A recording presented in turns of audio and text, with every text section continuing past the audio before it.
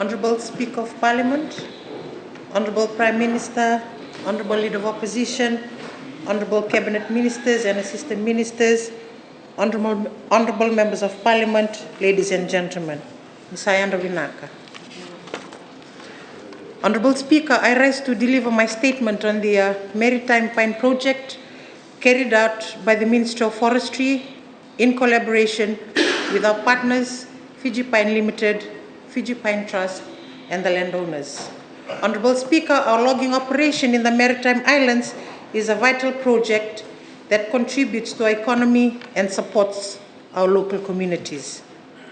It is also a project where government has also re-strategized and invested heavily since this financial year, recognizing and addressing the situation of resource owners on these islands.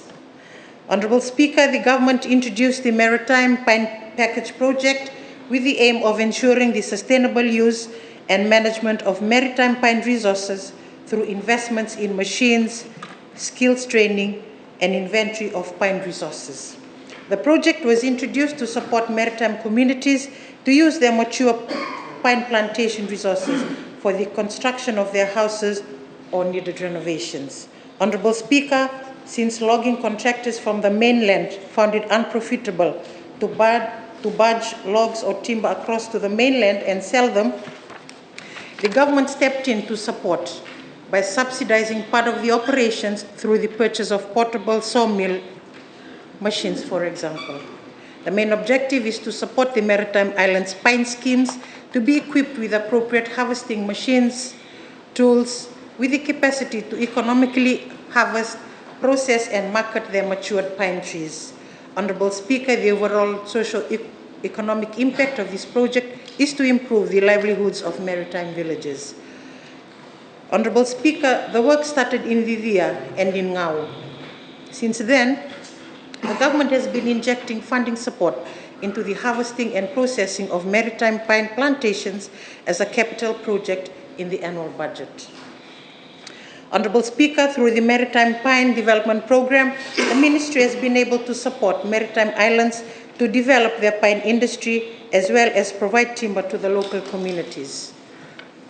Honorable Speaker, there are various measurable outputs and outcomes from this maritime project, support and beneficiaries, including the communities, private sector, and the nation as a whole.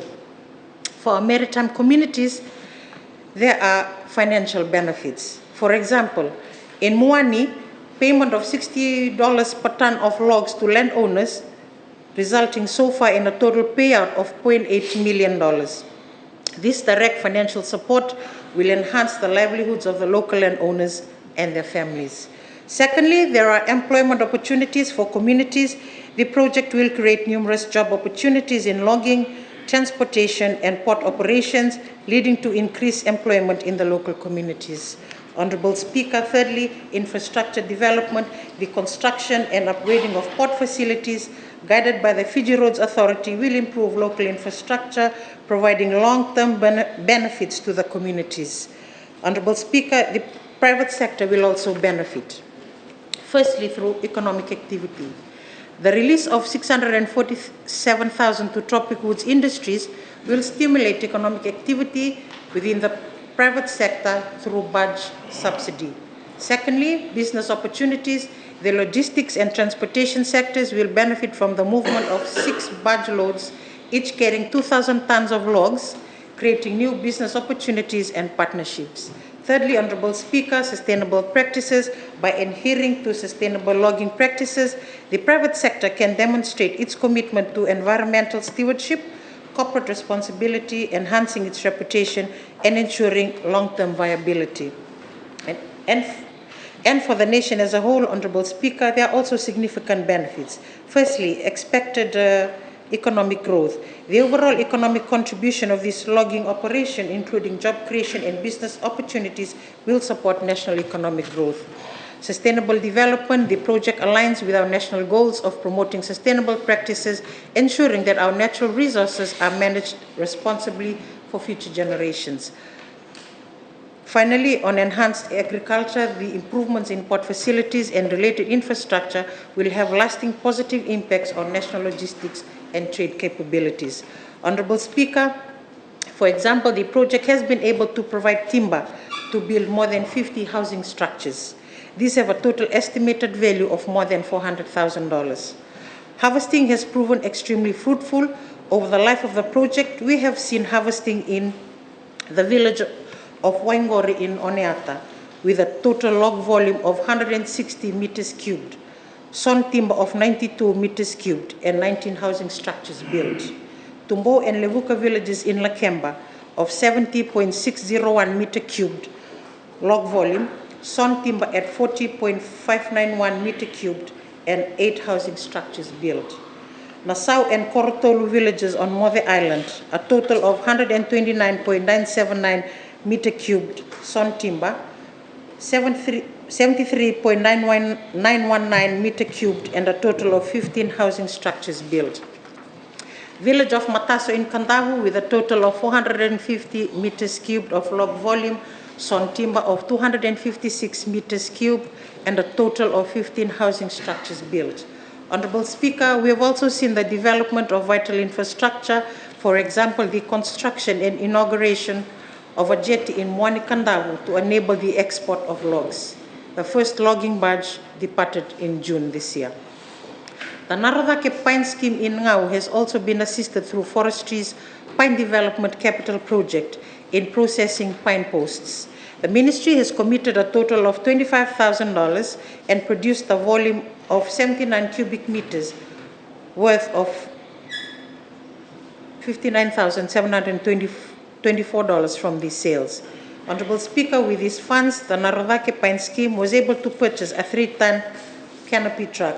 Together with the assistance from the Ministry of Trade and Cooperatives, the scheme managed to develop the Narodake Cooperative Limited as part of our community development program using the Fiji Pine Trust grant under Head 32 on Maritime Development.